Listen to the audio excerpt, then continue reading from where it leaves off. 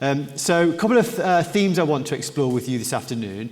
One, we'll be thinking about, well, what's the big difference between having an organisation which is diverse and one which is truly inclusive? What does an organisational culture look and feel like that really creates this kind of sense of belonging, essentially? And what is the role of leadership within that? What I'd like to do, though, is I'd like to kind of start off by, and I'm conscious you've all had lunch, actually, so I'm slightly at risk of putting you to sleep with this little exercise that I'm going to ask you to do. I'd like to start you off by, first of all, just gently close your eyes, okay? Don't fall to sleep.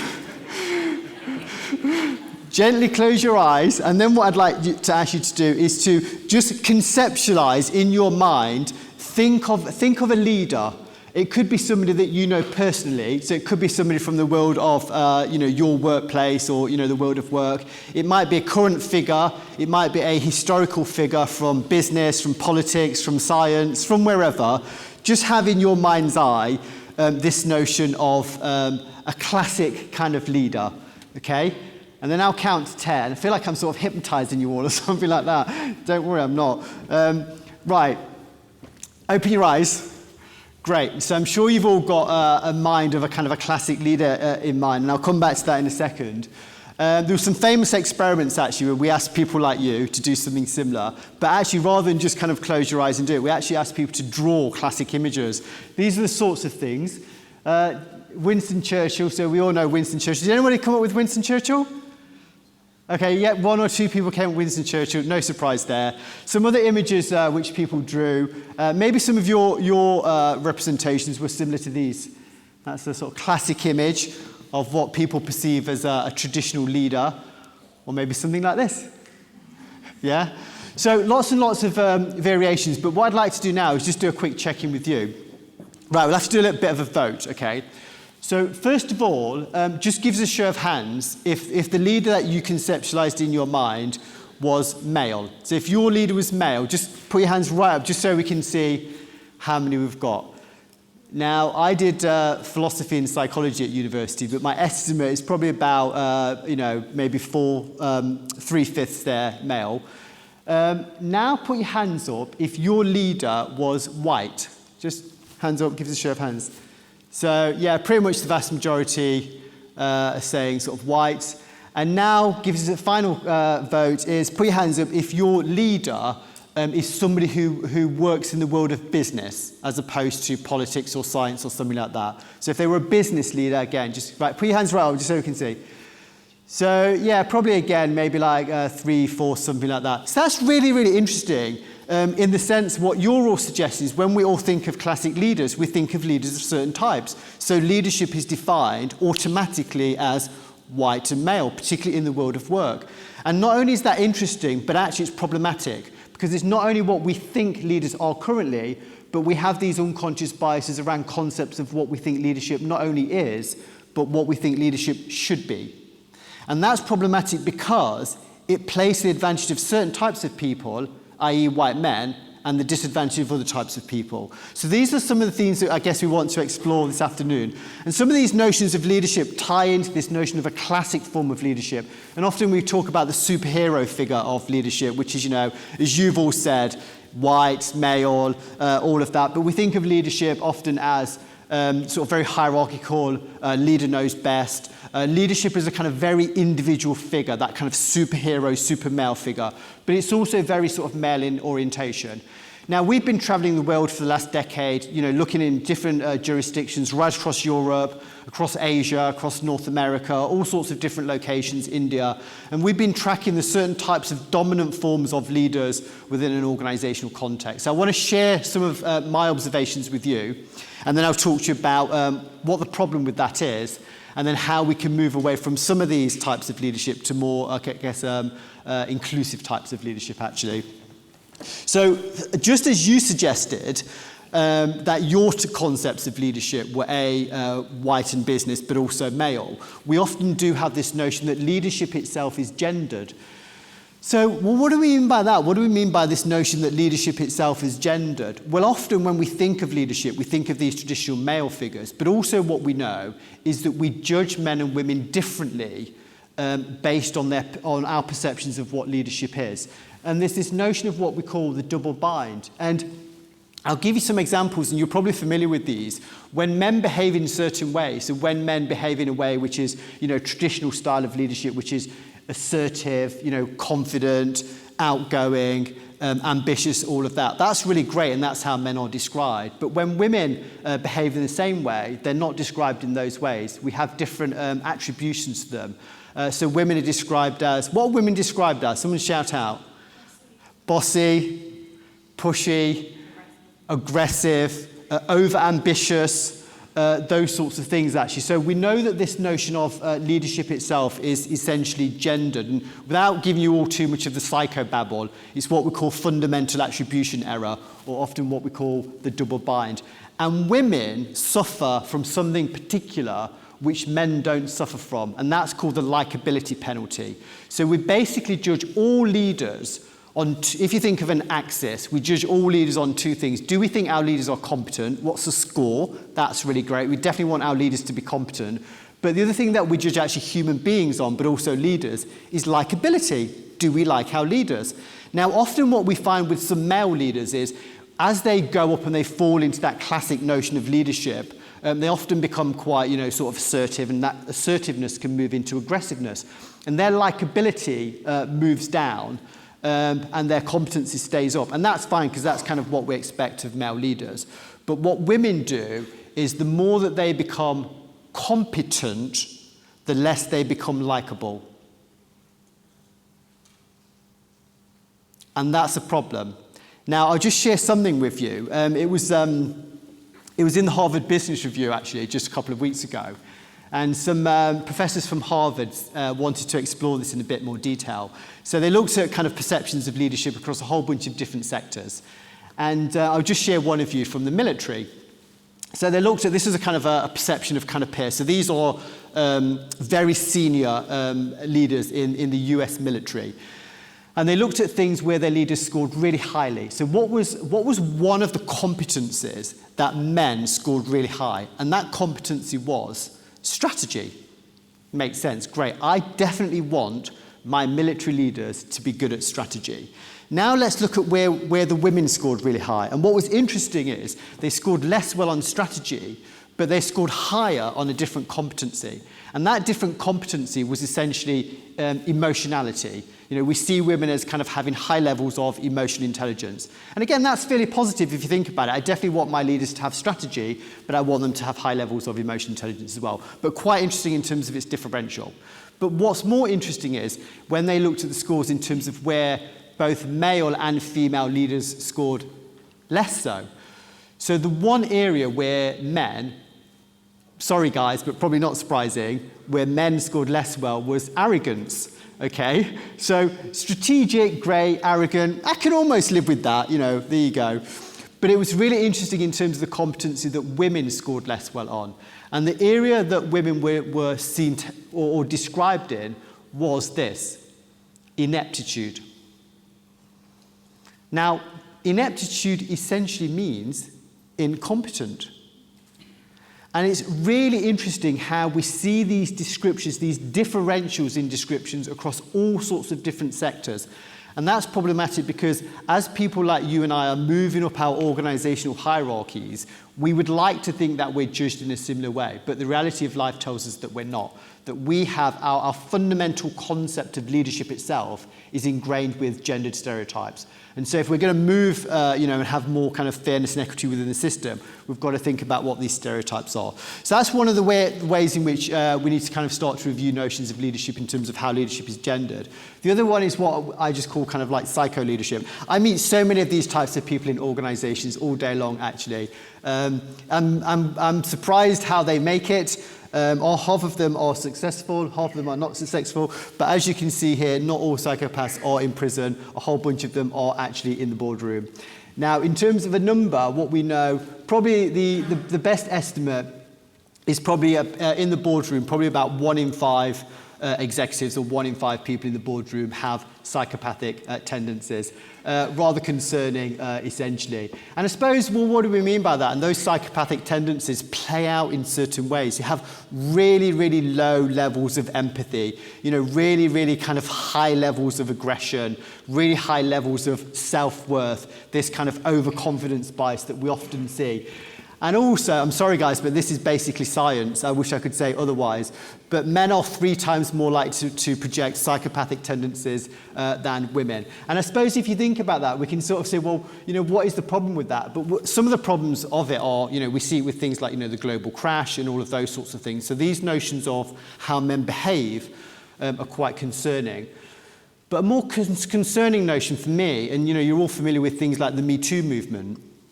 And actually, men historically have behaved in a way which not only is illegal, but unethical in terms of how they treat colleagues, and in particular, how they treat women and how they treat people who are different from them. And the Me Too movement is a movement which is saying, thanks but no thanks, we've had enough of this. And a lot of men are now waking up to that. And I think it's a good thing. But this is definitely one of the types of leaderships that we see in organizations. It's really problematic. It's quite prevalent. It's not actually one of the most dangerous types of leadership, actually. Another type of leadership which I see is this. I just call them zombie leaders. Now, it's really interesting. I meet leaders all over the world all the time. And one of the things that leaders do is they have a real skill. And one of the skills is they see passion and energy in their colleagues. And they take that passion and energy and suck it out of them. They have a real skill for doing that, essentially. But one of the things about these notions of zombie leaders is they're really influenced by dead ideas of what motivates people like you and I. And what we are all intrinsically motivated by is passion and energy. We used to think that if you want to create high-performing teams, and that's ultimately what we are interested in at Vercida Consulting, we are interested in what are the ingredients of high-performing teams and how can we make organizations smarter. That's our ultimate goal. Now, we used to think that if you pay people a whole bunch of money, that will lead to an incentive, in terms of intrinsic motivation and then team performance and organizational performance. We know that's simply not correct. There are 3 fundamental drivers in terms of intrinsic motivation. One is financial, actually. We all have our bills to pay. We've all, want to take our kids on holidays and things like that. But ultimately, what we're interested in is passion and energy. But lots of organizational leaders, these zombie leaders, they take passion, they take energy, and they just suck it out of individuals. And that's clearly problematic. They hire for diversity, but they really have a preference for similarity. All human beings, regardless of who we are, regardless of where we're from, we have a neurological default position. We are neurologically designed to hang out with people like us. That's what we know without question. And what these zombie leaders do is they move towards diversity because they're told to do that by senior executives in their organization. So they move towards thinking that we should create an organization which is diverse and which is inclusive. But quite frankly, most of them are just ticking the box. They're not really motivated by it. And they have this real preference, essentially, for people that look like them, think like them, sound like them, come from similar backgrounds, etc. And that's really problematic because what we're trying to do, if we're trying to create organizations which are high-performing, we have to have energy, we have to have creativity, we have to have innovation. And we know from all the research by organizations like McKinsey, Clover Pop, Boston Consulting Group, etc., you cannot have an organization which is high-performing if it's surrounded by people that look like you and sound like you and, more importantly, think like you. So actually, this zombie leadership is actually preventing organizations from being innovative and creative, etc. They have zero tolerance for, or zero insight, rather, into how organizational outsiders experience work. Now, in all of your organizations, wherever you work, we see dynamics of what we call organizational insiders and organizational outsiders. And insiders, they're not necessarily big in number, but organizational insiders have authority and power to make things happen. They're the ones that set the tone in the organization. They're the ones that set the organizational norm. But also what we see in organizations is people who are different, and they experience their difference through this concept of what we call being an outsider. And most of these zombie leaders have no insight into what it means to be different. And if you have no insight in terms of what it means to be different, it's almost impossible to connect with, motivate, energize your team, etc. So that's quite problematic, really. And then the worst thing is they put a pressure on their colleagues to conform to these zombie norms. And it is really interesting because I often have conversations with colleagues, managers, leaders in many different sectors, many organizations. And what I've come to the conclusion is currently in the global marketplace, there is a real gap in integrity, basically. You know, people have a set of personal values and we all have a set of organizational values. And yet most people in organizations, they see things and watch things and witness things that don't align to their values and don't align to organizational values, but they stay silent. And the reason they stay silent is because these zombie leaders say, don't cause a fuss. It's too much hassle. Don't go to HR. Don't make a complaint. It's bad for your career. And what we see when we do that, or what organizational leaders do when they do that, is they start to collude with these zombie norms. And all that does is it exaggerates this concept, all the definitions of what we call insiders and outsiders. So it's really problematic. And in fact, in many ways, these zombie leaders are much more problematic than psycho leaders. Psycho leaders, we can spot a mile off, yeah? We can spot them, we know who they are, we know how they behave, we often know whether we want to avoid them or whether we want to engage with them. These are much more insidious in terms of how they act and the rest of it. So that's really, really quite problematic, actually. And the basic deal is, well, why is all this important? Well, the reason it's important is that in a rapidly changing world, these concepts of leadership, they're simply dead, they're simply outmoded. Why? Because when you talk to professors at Harvard, what do they tell us? That the world outside is fundamentally defined by certain factors. It's defined by turbulence. It's defined by political disruption. Many, many years ago in business, we used to do things like scenario planning. Scenario planning is almost redundant as an exercise because change is much too rapid. But the other thing that globalization is fundamentally defined by is diversity. Most organizations have two big strategic assets. One of the assets is your external stakeholders, either your customers or your clients. Without question, your customers and your clients, regardless of what sectors you work in, are and will increasingly be diverse. And without question, your second asset, which is probably the most important one, is your people, your talent. And again, just by looking at basic numbers, demographics, your current and future talent, without question, will be diverse. And these two sets of diversity are bringing a set of expectations, which is, we don't want you to conform to these zombie norms. We don't want our leaders to be psychopathic. We want you to have high levels of empathy in order that you can engage in this. And if you don't, we're going to switch off. Now, what's interesting is that Google did a really interesting study which wanted to question what are the dynamics which create high-performing teams? And that's really interesting. And they came up with a number of factors. But one of the key factors in terms of high-performing teams, one was actually the sense of belonging, which feeds into organizational inclusivity. But the other key factor was psychological safety. And I think what's really interesting is that most of these types of current leadership, they take psychological safety and they rip it up.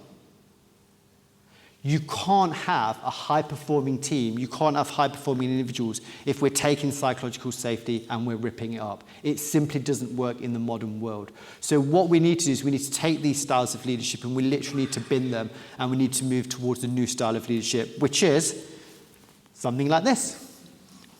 I quite like this picture, actually. It's a bit quirky, but I like the fact, first of all, I like the fact it's got high levels of EQ, my door is always open and stuff like that. But this is an image which is really moving towards a new style of leadership. And when we talk about a new style of leadership, we're not talking about a style of leadership which is soft and fluffy. We're talking about a style of leadership which can create energy and passion in order to move towards high-performing groups and individuals, etc. So we've been traveling the world over the last 2 years, really trying to figure this whole stuff out. What are the real ingredients of inclusive leadership? So, can we look at the competencies? So how do inclusive leaders think? How do they act?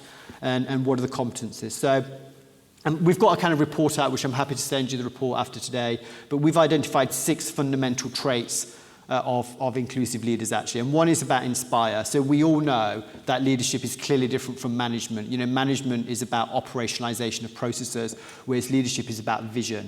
Do you create a vision? Do you create energy and passion in your followers and the rest of us? So do we in our organizations have leaders who inspire others to create a vision for what a truly diverse and a truly inclusive organization looks like, actually? And at the moment, we do see many leaders that do have this passion and do have this vision, but they're few and they're far between, actually. Most organizational leaders are moving towards inclusivity, partly because their competitors are, or partly because it's a compliance agenda. Integrity, these are not hierarchical, actually, but I would say that integrity is probably one of the most important traits for me. There is this big integrity gap currently with most organizational leaders in terms of what I've already said around seeing, observing, witnessing behaviors and just not doing anything about it. So how do we all align our own behaviors on a daily basis to our personal and our organizational values? That is the true measure of integrity. And the true measure of integrity is, how do you behave when nobody's watching? That is the true test of it. So speaking up, challenging when things are not fair, looking for bias in processes, looking for how does unconscious bias impact how you hire, how you do performance management, thinking about those ideas of gendered leadership. Do we have leaders that are starting to question that and the rest of it? Insight. Do we have insight into what are our personal motivations? So what motivates me? What inspires me? What are my drivers? Do I have insight into my own biases? Do I have insight into my own behaviors, particularly under times of pressure and the rest of it? But not only insight into yourself, the true measure of an inclusive leader is to step out of their privilege and step into the experiences of people who are different from them. So really building insight into people who are different from them within an organizational context. Inquisitive, there's a whole bunch of competencies which underpin this, and curiosity is one of them. So being curious and interested in difference, showing humanity towards people who are different from you, is one of the kind of key measures of inclusive leadership. And you can kind of operationalize that, if you like, by just doing basic things, showing up at diversity events. If you think about the UK, for example, we have a diversity calendar. So in October, we have Black History Month. Recently, it was Pride. We have International Women's Day and things like that. Actually, when I was last October, I flew back into the UK. And they actually just had an exhibition just randomly at the Tate Modern. And it was actually a Black Power exhibition. And I kind of went along to that with some colleagues. Then we went for coffee afterwards and just talked about it. But it's about saying, you don't have to be part of that group to have interest in it and to want to build your experience and knowledge of it, actually. So that's one of the key things around being inquisitive. Individuate, that is basically psychobabble for don't stereotype, essentially. But individuating is really about saying, are we driven by a passion to walk in the shoes of people who are different from us? Do we truly have empathy and all of that? And then finally, inclusive leaders get shit done. They do stuff. And they do stuff by investing in people who are different from them. Now, most organizations, we've done an analysis over the last 20 years, most organizations do things that simply do not work. Now, they feel nice and they feel great, and if you're all doing them, great. But what we're interested in is activities that really make a change. So, for example, if you do an analysis of the impact on career of mentoring versus sponsorship, what we know is that mentoring simply doesn't work. If you want to have a true impact in terms of organizational change on the pipeline, move towards a concept of sponsorship. And sponsorship is really about being an advocate for somebody who's different from you. Making sure they're really getting stretching projects, making sure they're in the room, making sure they're getting key client meetings and the rest of it. So really kind of being that voice of somebody who's different from you in the pipeline. And then the final thing moves towards this principle of what's called amplification. And amplification was a concept which was developed in the White House under Barack Obama. And it was a classic thing, really, where you'd have a meeting and you'd have men and women in the meeting, and a female would make a suggestion, not really picked up, and then a guy would make the same suggestion. Hey, that's amazing, that classic thing. So the women, it's a true story actually, the women said, right, we've had enough of this. So they started to informally collude together. So when one of their female colleagues made a suggestion, assuming it was a good one, they would jump in and go, hey, Jane, that was great. So really kind of jumping in and amplifying the voice straight away. And then they would follow the process up. So after the meeting, they would send an email round to say, hey, Jane, that was a great idea. So really amplifying and giving credit to that voice. But you can move the principle of amplification way beyond gender and into other areas. So just making sure that, depending on what work you do or what sectors you're in, thinking about even basic things like, when you're organising conference panels, who's on the conference panel, making sure we've got diversity of representation. If you're doing a client pitch interview, making sure that you've got diversity in literally who's speaking, who's chairing meetings, those sorts of things. So really just kind of giving voice to people who are different from us. So in summary, might not sound it, but actually I am a real optimist. So even though we have some really problems with these current styles of leadership, these kind of, gendered leadership, psycho leadership, and zombie leadership in particular, what we are seeing is organizations more and more adopting these principles of inclusive leadership. And those organizations that do are starting to see a really positive impact in terms of things like employee engagement, employee motivation, and again, moving towards that concept of high-performing teams in order to be innovative and creative. My view is that most organizations that start to adopt these principles, they will be the survivors in a global world which is dominated by identity politics and a global world which is dominated by turbulence and disruption. Thank you all very much.